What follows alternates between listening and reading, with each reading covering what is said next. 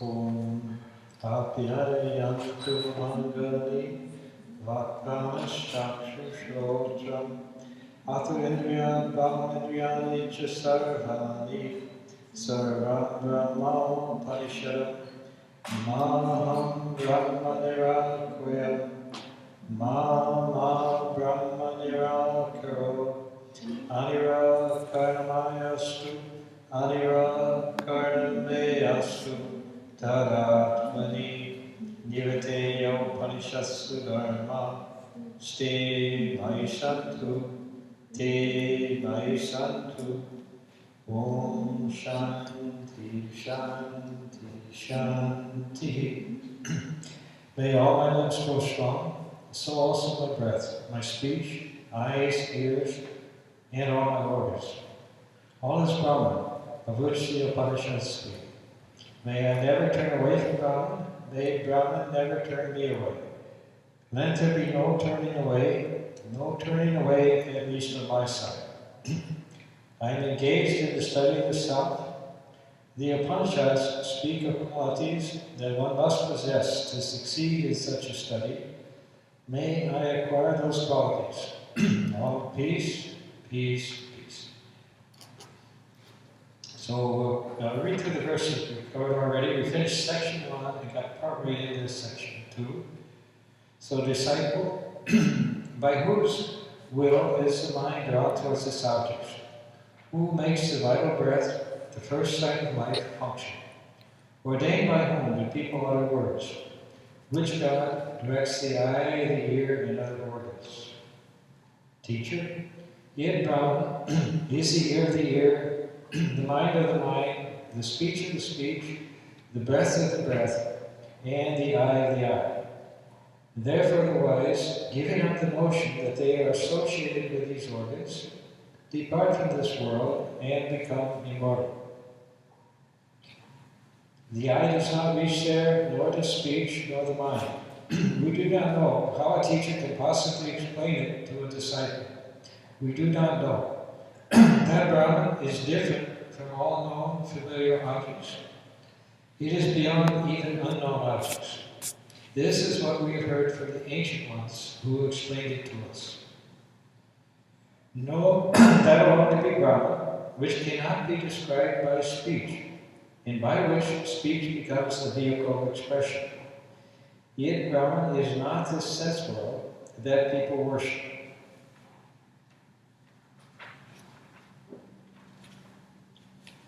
Know that alone to be Brahman, which the mind cannot comprehend, but which they say makes the mind function. It is not this sense world that people worship. Know that alone to be Brahman, which cannot be seen by the eyes and by the power which the eyes see. It is not this sense world that people worship. Know that alone to be Brahman, which one cannot hear by the organ of hearing, and by the power which the ear can hear. It is not this sense world that people worship. Know that alone to be Brahman, which one cannot make an object to smelling by the nose, and by the power which the nose smells the functions. It is not this sense world that people worship. And so this is the end of the first section of the Kena Upanishad. And now we come this into section 2. So if you think, I know Brahman well, then it is for certain that you know little about the nature of Brahman. You know only its manifestation in the individual self, the gods, and the phenomenal world. Therefore, Brahman should still be thoroughly investigated. Disciple, I think it is known. I do not think that I know it well, neither is it that I do not know, nor can I say I know. He who among us disciples knows the meaning of the expression, neither is it that I do not know, nor can I say I know, knows that Brahman. He who says he does not know Brahman knows it. He who says he knows does not know it. It is known to those who say they do not know it. It is not known to those who say they know it. So this is the first three verses of the second section. The first section dealt with the idea of what's the power behind the senses and behind the operation of the mind and everything else behind us. And as I said, that you can't see Brahman, you can't hear, but yet he's there as the power that makes these things happen. Now in the second section here, he started with some what may seem sort of abstruse or difficult kind of verses. In the sense that he who says he knows, he doesn't know. But he who says he doesn't know, he knows. And the idea is this, as we mentioned in previous classes, is that by the knowledge of Brahman, it's not meant intellectual knowledge. The kind of knowledge you get out of books or from teachers, from lectures, things like that, that's only ideas, only concepts. The only way to know Brahman is to be Brahman. And it's, so the person feels, oh yeah, I know all about Brahman. Actually, he doesn't know it at all. Whereas the person who actually knows Brahman, he knows it's something inexpressible. This is there, he's aware of it, it's very real to him, but he can't really say he knows it in the ordinary sense of things, because it's something that's indescribable. So you take any kind of abstract noun, like loyalty, integrity, love, and really, if you start to think about how do you explain it, how do you express it, is you know what it is. You know definitely what it is, you know whether you have integrity or you don't have integrity, and you can talk about, well, integrity, well, a person will behave this way, he'll be honest, he'll be truthful, and this or that. But to describe the actual integrity itself is really difficult. And this is the problem. We mentioned that the mystics in all the religions have always faced, is that once they get into the realm of actual spiritual experience, they are experiencing things that other people, nobody else has experienced, and there's no way they can explain it to them. It's like trying to explain, as we mentioned, it's like trying to explain the color of orange to somebody who's been blind from birth. You can say, well, orange is kind of a warm color, or it's like this or like that, or, but you can't really say what it is because the person doesn't have any kind of experience to relate to it. And so this has been the problem of kind of the spiritual people, although he said they start to get into experiences and a reality that nobody else is into. Indeed, this is a problem that many people face, particularly at the beginning of spiritual life. He says you feel drawn to this kind of higher spiritual truth and higher spiritual knowledge. You may start meditating, things like this, but 90% of the people you're working with and living with, they don't have any idea what it is. And they think it's all crazy because it's something that they can't appreciate it at all because they never had that kind of experience.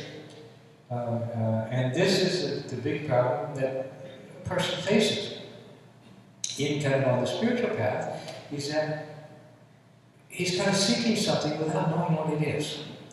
Now, in our ordinary human experience, after we reach a certain age, we pretty well know what life is. We might get a nicer house, or a nicer car, or we might have a nice vacation, or a good meal, something, but it's all kind of more of the same. It's just better than what we had before, but it's just pretty much more of the same thing. There's not too much new that most people in most people's lives, after when children, every day is new, everything is new. But for adults, everything was pretty much along the same pattern, a little better or a little worse. But then the spiritual path is like setting down uncharted seas. There's no way to kind of predict or know what's actually going to come, what's actually going to be there. So it takes kind of, in the beginning, it takes kind of just a blind faith or trust. Actually, what the Hindu term is Shraddha. Shraddha means faith, but it's not just blind faith. In other words, they don't say, well, it's in the book, some sage said it, so you have to believe it. No, it's always Shraddha is kind of a working faith. In the sense that you go to a doctor, and he tells you, okay, take this medicine here. Now, you don't know if that medicine's going to work, or if it's not, you don't have any idea. But you look, the doctor's got diplomas on his wall and everything else, and so you say, okay, he probably knows what he's doing. Now, if you take the medicine and it doesn't work, then you may get a second opinion. You'll try a different doctor. In other words, it's kind of, you have a working faith, a working trust, but if you find out it's not, it doesn't work, then you may search deeper. And Shraddha also has a meaning of kind of confidence. That it's not merely a faith that I believe these things are true, but also the conviction that yes, I can do this, yes, I can reach this. And even though it may be some time before you get results, it's that Shraddha will hold you on. You know, that yes, it's there, it's real, I'm convinced that it's real, and I know that I can attain it. So like that, but it's very difficult because it's something, we're trying to reach to something that's beyond our ordinary experience. Everybody understands what it's like to have a kind of a better life, a better job, a better home, a better car, whatever, you know, we can appreciate that. And on the other hand, we can see, as I mentioned before, many times that for people who are willing to work, study years in school, you work extremely hard in order to be a success in life. Because they can see the value of it. They can see the benefit of it. You look at, say, Olympic athletes, how hard they train, how intensely hard they sacrifice everything else, because they can see, okay, this is a goal, this is what I'm going to achieve out of it. It's a definite concrete thing that they say, okay, I want this, and I can, by hard work and study and so forth, I can get this. But when it comes to religion, most people in the beginning are doing it because, well, somebody told them to do it. You know, people say this is what you should be doing, and somehow deep down they have, yes, there is something there, but until some of the experience comes, there is kind of a blind search for something, and it's very difficult to approach it with the same type of enthusiasm that people have for something, you know, in the world. Yeah, and this is the hardest part of kind of spiritual life, is that in the beginning, there appears when you're not getting, you don't feel you're getting anything out of it, and you're working and you're struggling and trying to do it, and even though you may be working at it, it's hard to have a real intense kind of desire that people have for something in the world. And Sri Krishna used to say that if you can have the desire for God, that like the chaste wife has for her husband, like the miser has for his gold, like the people have for things in the world, if you can have that kind of intense desire for God, you can realize it. And Swami Varadananda, one of Ramakrishna's disciples, he said that people study so hard in school just to get through school, to pass exams and graduate and so forth. He said, and for so many years, and he said, if anybody put that amount of effort into realizing God, they could do it. But like I said, it's usually for most people, God is something that's kind of a hobby. So it's there, it's a part of our life. Yes, we go to church, we do, but we really, it's not that 100% conviction, like Sri Krishna had. You know how intense his yearning was, and he told Swami Vivekananda, he said, suppose you were a thief, and in the next room there was full of gold. He said, wouldn't you be thinking night and day, how can I get that gold? Well, it takes somebody who's kind of advanced spiritually, even in previous lives or something, to have the appreciation. Yes, there's some real gold there. There's something really valuable there, and then to make that kind of intense effort for it. And then when they get the knowledge of it, then they can't explain it to anybody. There's, Sri Krishna, used to say that all jackals sound alike. That anybody who's actually experienced God, they're talking the same language. But it's not a language that they can actually state directly, so they use parables or stories or examples to try to give an idea. And this is what the scriptures are. They give an idea about the truth, but they're not the truth. And a person can know the scriptures perfectly well. He can memorize all the Vedas, everything else, and still not be at all spiritual.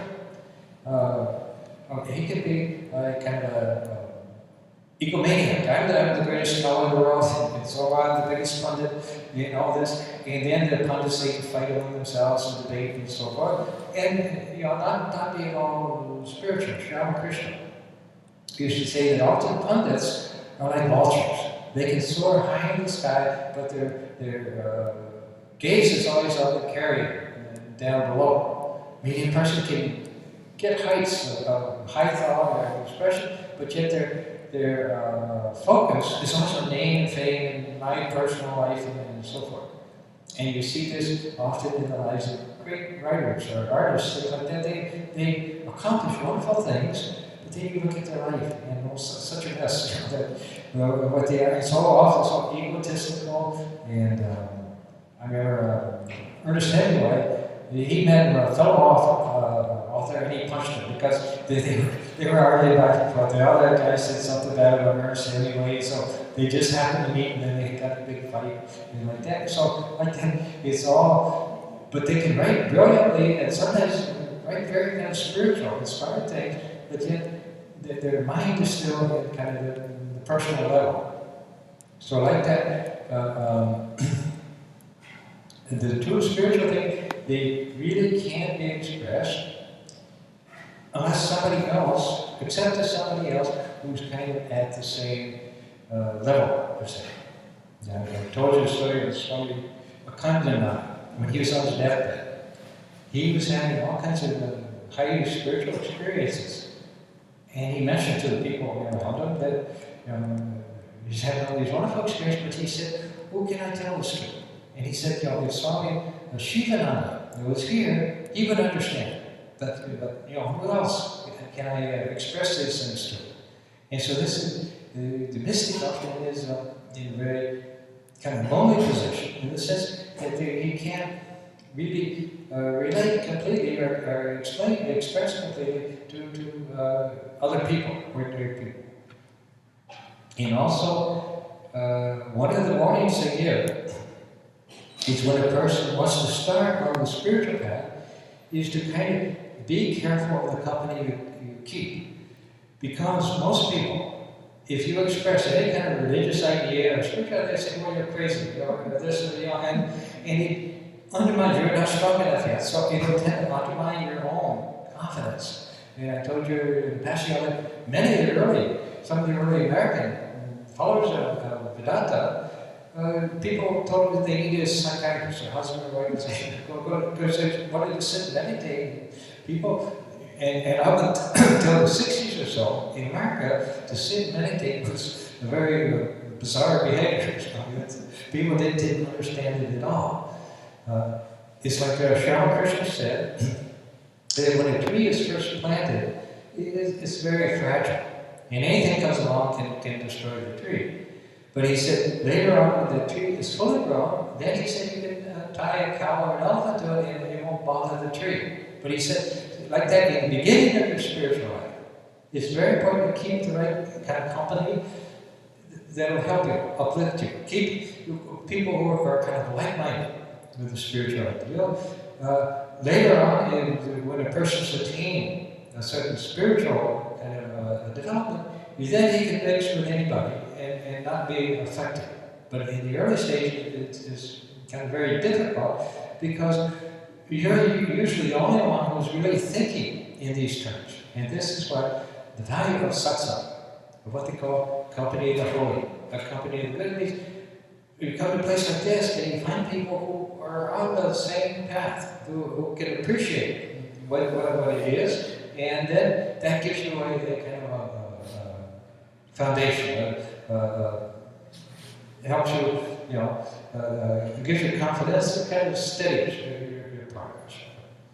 So anyway, but this is the idea, is that the knowledge of Brahman, like I said, it's not just ideas or words or concepts about Brahman, it's the consciousness of Brahman. And we saw in the first chapter how normally we tend to think, okay, I am what I'm seeing, what I'm hearing, what I'm experiencing, this is pretty much what I am.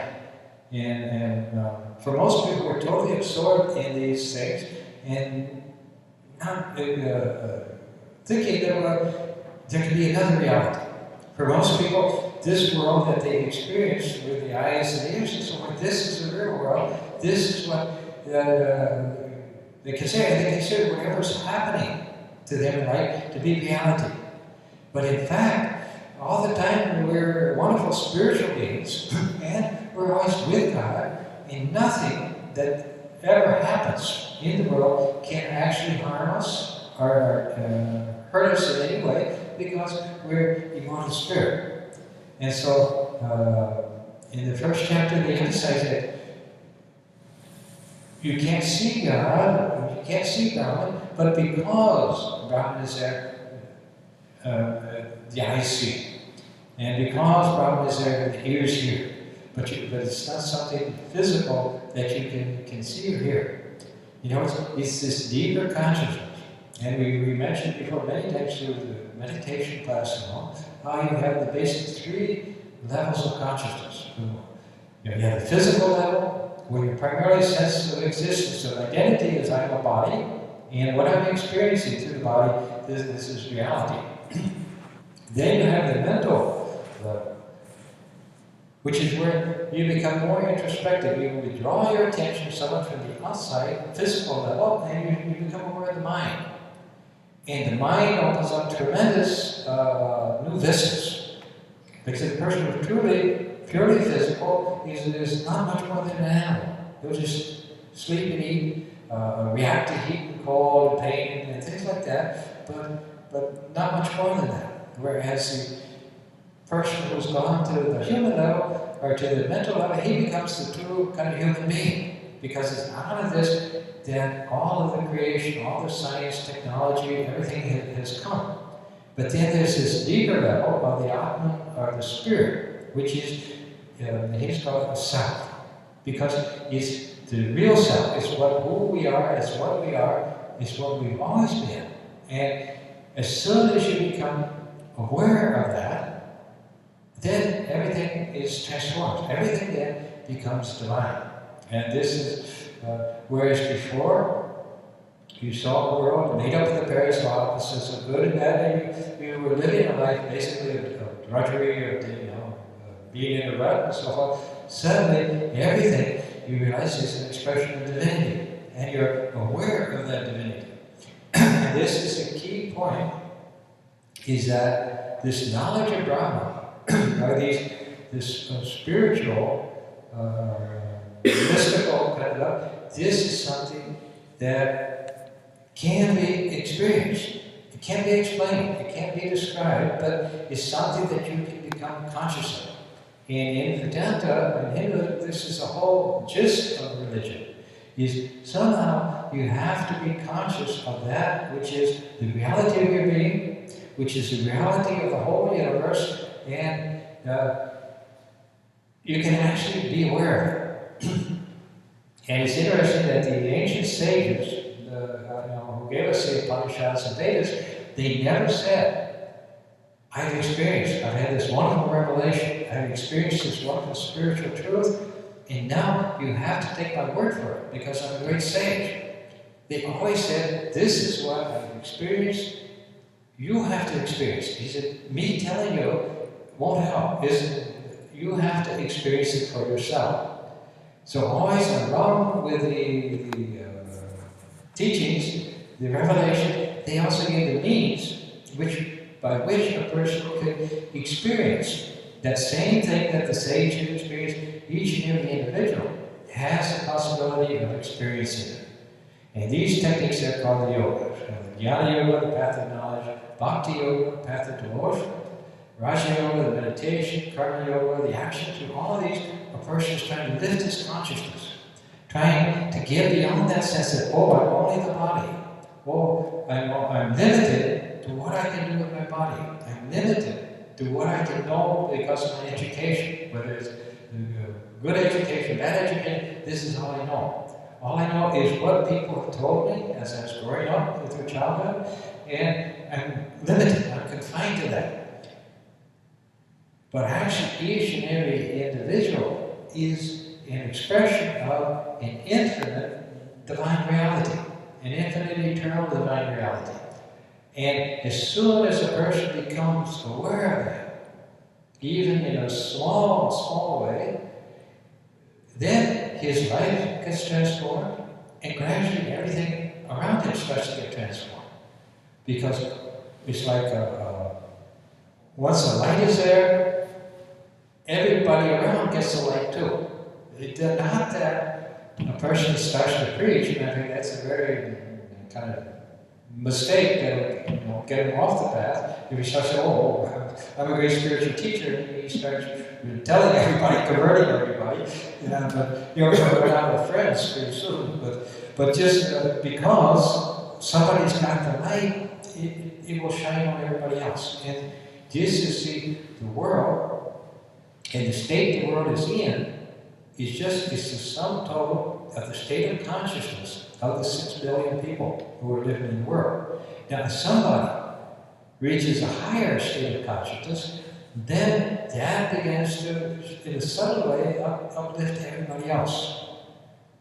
And this is what Swami Vivekananda has said. He said, throughout history, that there have always been sages and God-men, God-realized souls in the world. He said that incarnations, great teachers, the great spiritual teachers that we hear about, he said they're just a small minority. There always have been many realized souls who we never heard of, we're not aware of, but yet because they were there, they have uplifted the consciousness of all humanity. And he said if not for them, then humanity would have descended to the level of the animals. And our human consciousness would have gone down to the feeling that, oh, I'm just a physical body and lived at that level. So even though you can't recognize or see a realized soul or great soul, they still have an effect. Once Swami Varadananda, he was Swami Brahmananda's attendant, seva, very close attendant. And once they were having there's a big puja going on in Chennai, and Swami Brahmananda told him before the puja, he said, put out 7 mats, because 7 numbers of Brahman are coming to the puja tonight. And so Swami Varadananda, he put out 7 mats, and then when people tried to sit on it, he said, oh, these are reserved. But then when Swami Varadananda came out, it turned out that the people he was chasing away, these were the lords of Brahman. He said that they looked like just ordinary people. He couldn't recognize them at all. But like that, even though they're not preaching, they're not writing books, they're not doing anything, their consciousness is uplifting everybody's consciousness. And so this guy is, even though the knowledge of Brahman is something that indescribable, is something that simply can't be explained in any way. Still, there's no doubt it can be experienced, and it's a real thing. In other words, God and Brahman, all these things are real, and when they become conscious, see, it's always there. We're always spirit, we're always with God, but until we become conscious of it, it doesn't do us any good. And this is the thing he said, religion, to really matter, to really make a difference, is something that has to be experienced. And there are like many different levels and layers of consciousness. And as the person goes from one plateau to another, he realized, oh, wait, this is something better than I had before. And like that, there's kind of a opening of consciousness to whole new vistas that aren't even dreamed of. that Swami Shokananda, and by the way, Swami Ishatana, he's gone to San Francisco. They're having a memorial service for Swami Prabhupada, who just passed away. So he said, but Swami Shokananda, who was in San Francisco, you say that it's vaster than anything you can dream of. And this is what they all say, is that the joys and the happiness and the pleasures that come out of spiritual experience are beyond anything you can imagine. And again, we think that, if only I was living in a mansion, or if only I had, $1 million or $1 billion or something, then, it's like that, I think family in Mumbai, they built a house for like 13 billion rupees or something like that. So you think, if only I could drive a Ferrari or something. You think, I'd be so happy. But actually, they say the joys and things that come with spiritual kind of unfoldment are beyond anything. If you were to write a wish list and say, everything this and I want this and that, and you give it to Santa Claus, beyond anything you can even think of or imagine are the joys and things that come out of the kind of the spiritual progress. And this is the thing also, is that you can get all the wonderful things in life, all the very best things in life, and not necessarily be happy. Like so many people found that after they get their money, or after they get their fame, or after they get this, they're still not happy. But progress on the spiritual path brings joy by its very nature. And this is part of the things that unfolds, is that if you get a little bit of that joy, you really, I don't need anything else. And then you stop depending on the world, you stop needing the world or other people or anything, and you realize, I got everything that I could possibly want. I'm just totally satisfied. Then a change comes. Instead of going to life begging from the economy, from your job, from your family, from everybody, please give me some love, please give me some money, please give me that. You're suddenly I'm like a millionaire, I don't need anything, and then you just starts to kind of flow out of you. That the goodness and the joy, and you don't this. Whether you actually do like social work or writing books or things like that, but still that consciousness, that presence has an uplifting effect on everybody. And so any progress, any genuine spiritual progress that anyone makes, not only benefits him, it benefits everybody else in the world to a certain extent. So these early verses were that if you think I know Brahman well, then it is for certain that you know little about the nature of Brahman. You know only its manifestation in the individual self, the gods, and the phenomenal world. Therefore, Brahman should still be thoroughly investigated. And the disciple answers. He says, I think it is known. And this is the correct answer. He doesn't say, I think I know it. He says, I think it is known.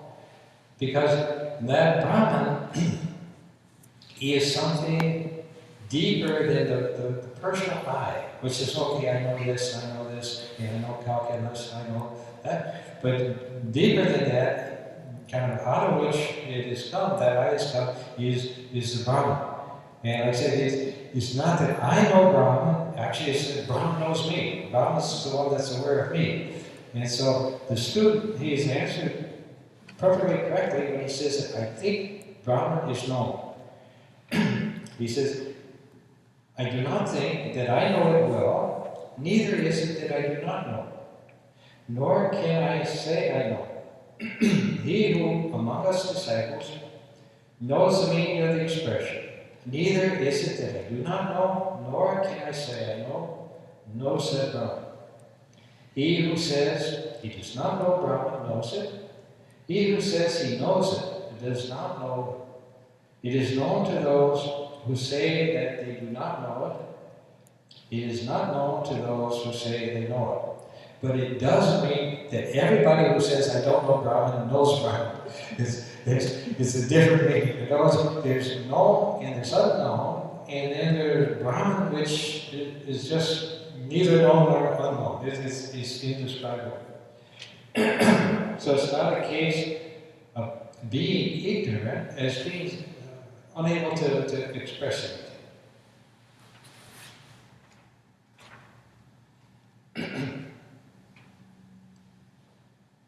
So, the commentary on this verse is that when a wise person says that he does not know Brahman, it is to be understood that he knows it. That is to say, he knows that Brahman cannot be known through the senses. In both cases, the verb know is used to imply knowledge through the senses.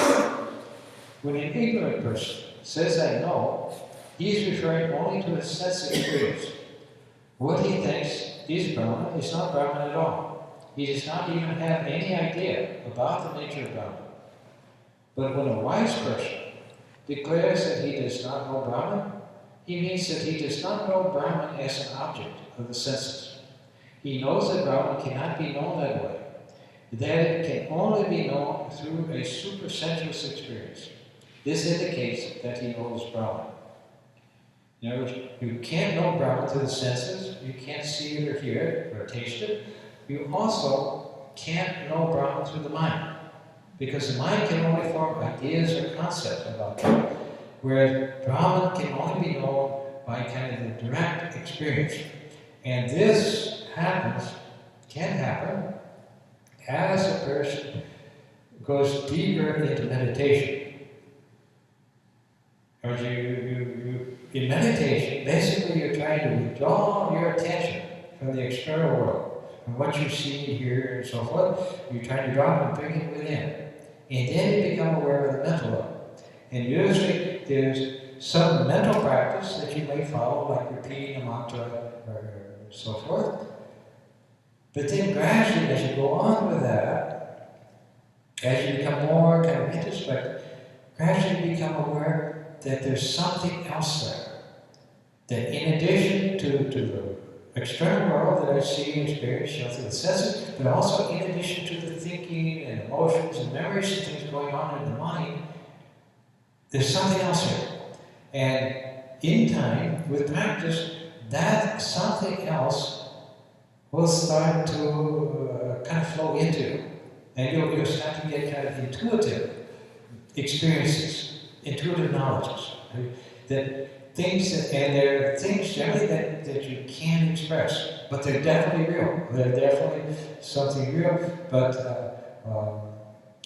it's simply you can't express it. And so a process of inner unfoldment can start to develop, can start to progress, and gradually, as you go deeper and deeper into that, you're getting closer and closer to that consciousness, to that infinite consciousness, which is the source of who you are, which is the source of your real being, and until finally, in the depths of it, you actually become united with it.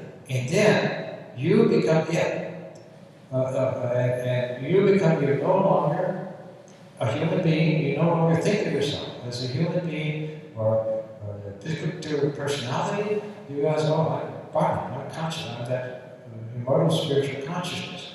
It's like Sri Krishna would always, when he would refer to himself, he'd always say, oh, all of his people to this place or this body. He never said me when he referred to Ramakrishna, because his consciousness was no longer Ramakrishna, it was the divine consciousness.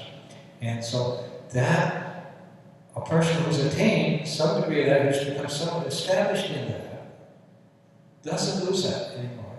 But at the same time, he can be aware. Say that you'll still be aware of what's going on, you'll still be able to react to the world, operate in the world, but all the time your consciousness is established in that kind of the true self, in your true nature. And in this world, even though you're aware of it and you can deal with it and work in it and so on, this world is not real to you in the same way as it was before.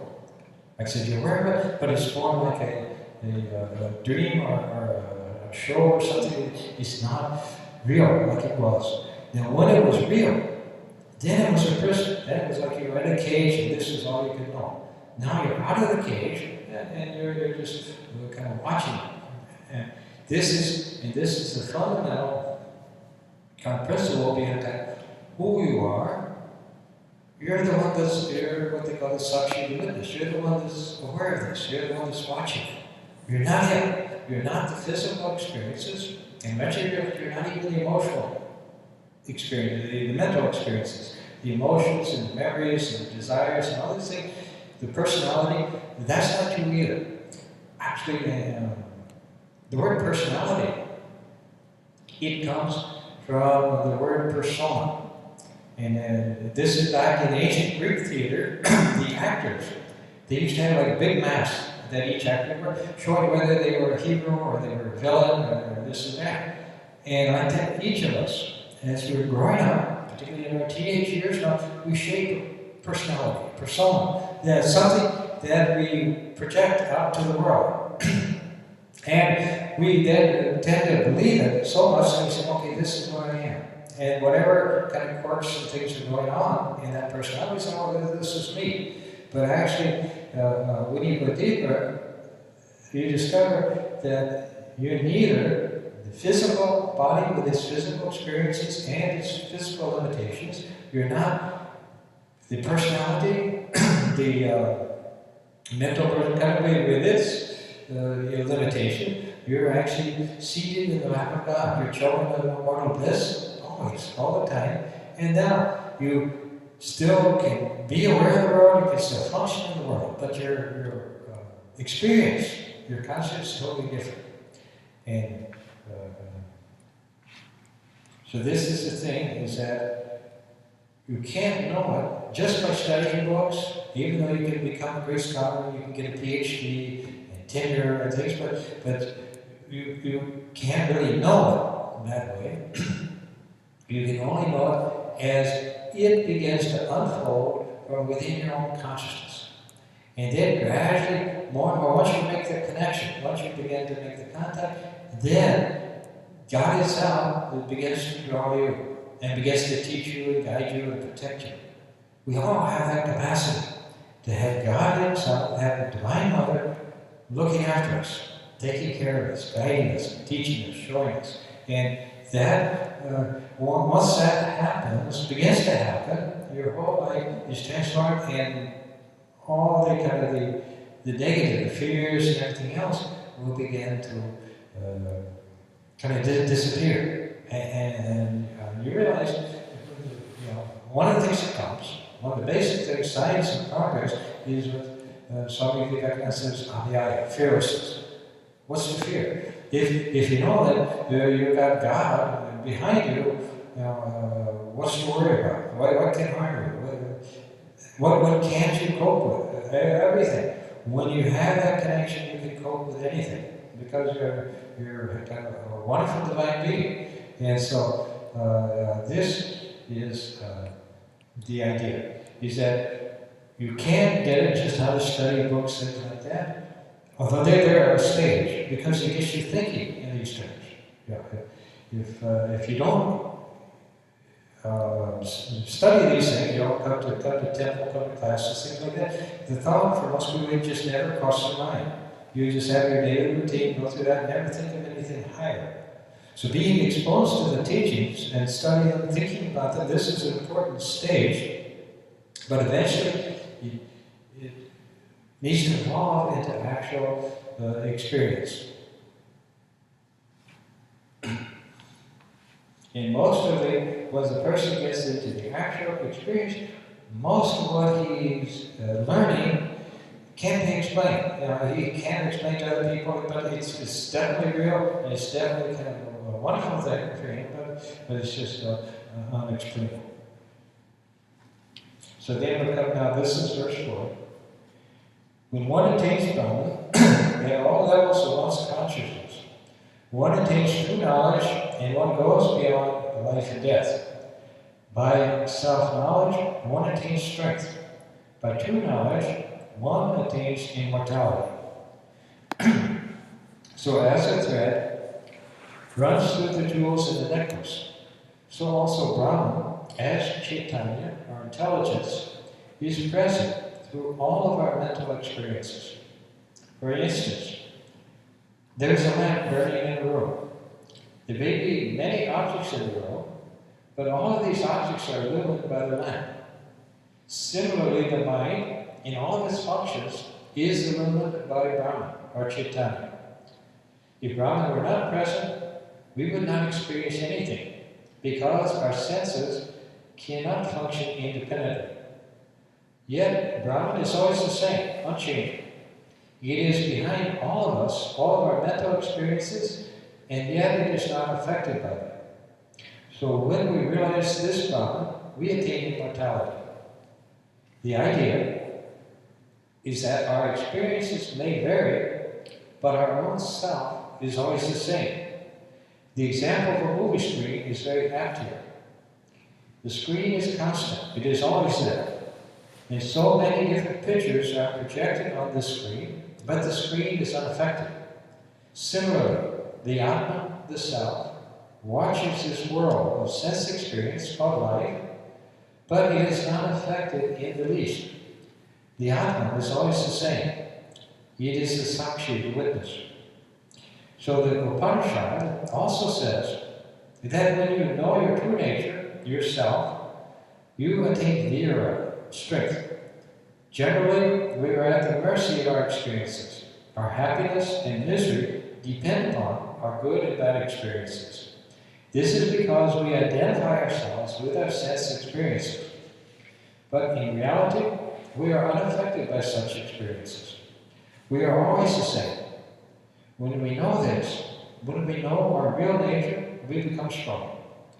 When we realize that sense experiences have nothing to do with ourselves, that we are simply the witness, observing things around us as they happen, then we know our own strength.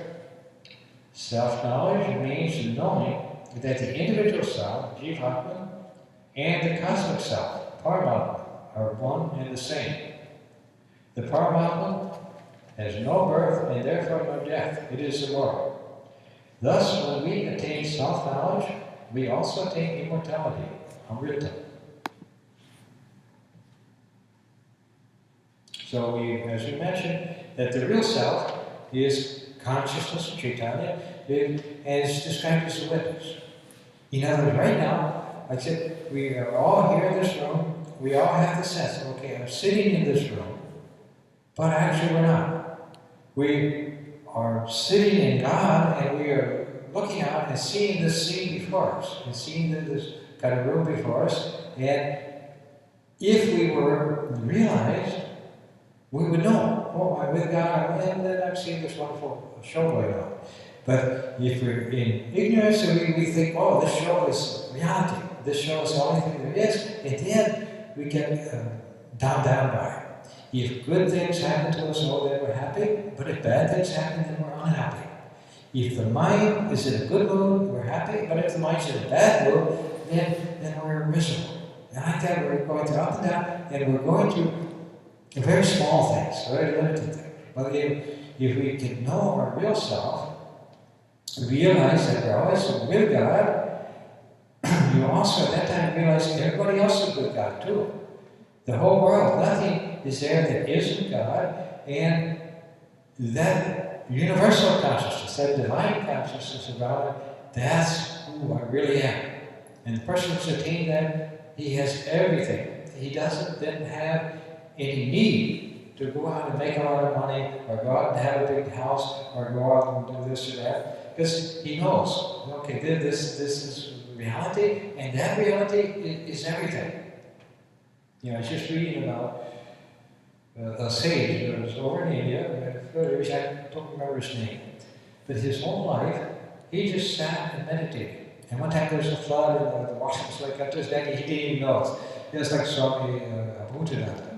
He same thing. He was just meditating, and the Ganges rose up, and he wasn't even aware of it. Another time he was sitting in a boxcar meditating, and then the train took off, and he had to walk back all the way back from Benares or something. So, but like that, and people ask, well, why don't you do something? Why don't you go somewhere? And the sage said, well, I give my mind to God. Where would I go? In other words, everything's there. What are you going to do? And so, like that, when you know who you really are, it doesn't mean that necessarily that you lose the world. Matter of fact, the world becomes even more wonderful than it was before. But you're no longer depending on the world. You're no longer caught up, confined by it.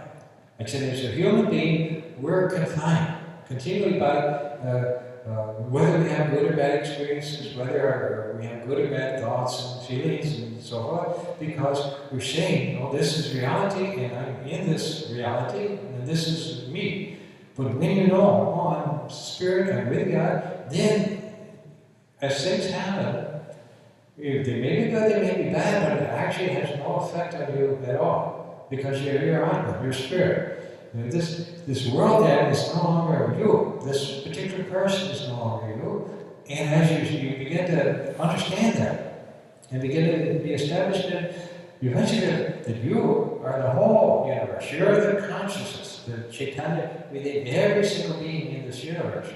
And then where would you go? What do you need? Everything else becomes so small. So when one attains Brahman at all levels of one's consciousness, one attains true knowledge. In other words, that is, Brahman, when they speak of knowledge of Brahman, is being Brahman. That's the only way you get the knowledge. Anything else is like ideas about Brahman, or theories or concepts of Brahman, but the only way to actually have Brahmajnana is to be Brahman.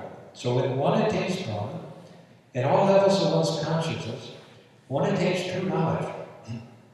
And one goes beyond life and death. By self-knowledge, one attains strength. By true knowledge, one attains immortality. Because you're actually immortal already. You have the delusion that, oh, I'm getting old, and I'm going to die, and all that. But actually, you're immortal. And this is the thing: is, as a human being, or even as a jiva, as a soul, we can go up or down. We can, even on the spiritual path, you can make progress, and then you fall down, and you find yourself in the dumps again, and like that, it's always fragile. And any happiness that you get in life, you get in a moment. I mean, a person, I remember a lady in Kansas City, she's standing at a bus stop, and suddenly she got attacked by a lion. A lion escaped from the local zoo, and she just happened to be there. You're waiting for a bus, and suddenly there's a lion chewing on you. Anything can happen. You don't start out your day expecting something like that to happen. Another lady down in Florida, she was jogging through a park, and down in Florida, they have these little canals and things, and she was jogging through the park, and an alligator came out of the canal and ate her. So like that, you say, okay, I'm happy, everything's going well, and then suddenly, in a moment, everything can change. So life, even is always, even if it's good, even if it's wonderful, it's always very kind of fragile. But when you realize your true self, and you know this is eternal, this is real, this is always there, it can never be lost.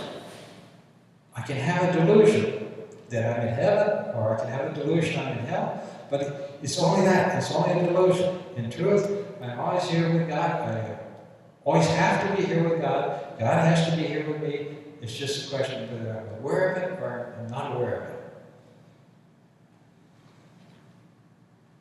So to say that, but as soon as you know, even in a small way, even to a small extent, as soon as you actually get any knowledge of your real self, you attain virya, strength, fearlessness, confidence, a great sense of nothing. There's nothing that you can't cope with. Like I said, if God is with you, there's an old saying that one person and God is the majority. In other words, if God is with you, there's nothing that you to fear or worry about. When we think we have to do everything by ourselves, then we feel, oh, I can't handle this, or I'm overwhelmed. But as soon as you get a small sense of that divine presence with you, then comes great confidence and a great sense of I can do anything. And so this is the idea behind the scripture. You said, this Brahman, out of which the whole universe has come, this Brahman is our real self, because what we are is that Brahman, that consciousness, Chaitanya, connected with a particular set of instruments, a particular body, a particular mind. We normally identify with this particular body, this particular mind, and then we limit ourselves to what we experience with that body and mind. But yet, in truth, all the time, it's Brahman's consciousness that's operating through us. And the more we can be aware of that, and the more we can allow that higher consciousness into our experience, the more we begin to realize that our true self. So thank you all for that. So right now, Swami Varadananda, as I mentioned, he's in San Francisco. He'll be back Sunday morning. He'll do the service on Sunday. Why we should meditate on the yoga exercises. So that will be this Sunday. Then next week we have Swami Varadananda coming. He is the head of the Sri Ramakrishna Math in Chennai. He's also a trustee of the Ramakrishna Math Mission. Very great Swami. He's been here before. Very wonderful Swami. And he is going to be here, so on the weekend, on the 24th and 25th, he's going to do a retreat here on the message of the Upanishads. And then on that Sunday, we are having a fundraising dinner with Swami Varadananda. It'll be from 11 to 3. It will be at the Meadows Club up in Rolling Meadows. And the tickets are available. And forms also available for the retreat as well as for the dinner. So everybody's invited. But Swami Varadananda is a very wonderful Swami. And so if you get the chance, the Friday class, he'll do the Friday class on Isha Upanishad. That's free. In other words, you don't have to register for the retreat in order to attend that class. Then on day Saturday, on the 25th, he'll do the retreat. And then on Sunday, we have the fundraising dinner. So if everybody wants tickets to anything, talk to Mrs. Bachi there.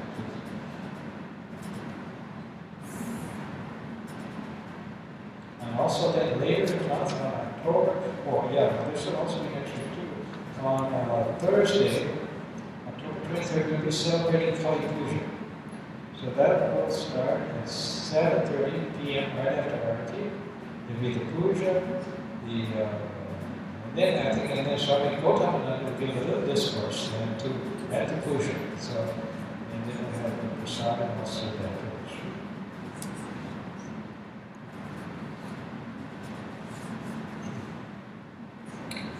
Om Asito Vansave Tanso Mama Chatirave Vijurvam Amritam Bhave Shanti Shanti Shanti. Oh Lord, lead us from the real to the real. Lead us from darkness to light, and lead us from death to immortality. So peace, peace, peace.